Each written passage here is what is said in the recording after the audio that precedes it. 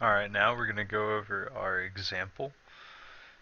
So we want to go ahead, open up our source files for day 3 loops, and we want to get our example, drag it in here to snap.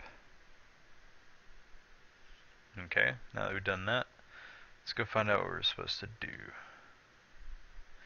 Use given logic along with repeat until loop to make the smiley do a number of laps equal to the loops variable. Okay.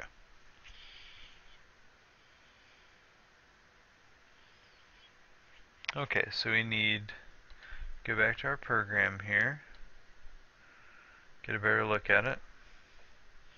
So we got all this available, and it needs to happen after the number of loops is said. You can see set loops is 3, count is 1. We need to use that counter in conjunction with a loop. So where do we start? If we go down here, we have the repeat until. We know we need this. Okay, now repeat until what? We have count at 1 and we have loops at 3. And we have a greater than given to us. So obviously the greater than is our conditional we need to use along with our counter values. So when would we want this to stop?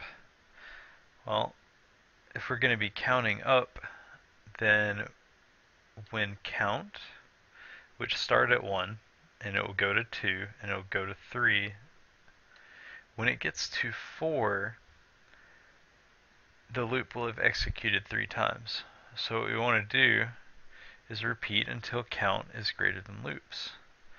And in that way, when we put this logic in here, it'll do a lap, it'll save the count, which will start at 1, and then it'll update count by 1. And so it'll go 1, 2, 3, and then at 4 it'll drop out of the loop.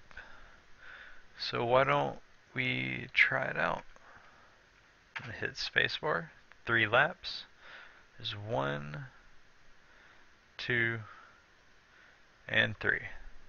That's it, that's completed. And like I've said before, if you have trouble, follow along in the PowerPoint. It'll show you exactly what you need to do.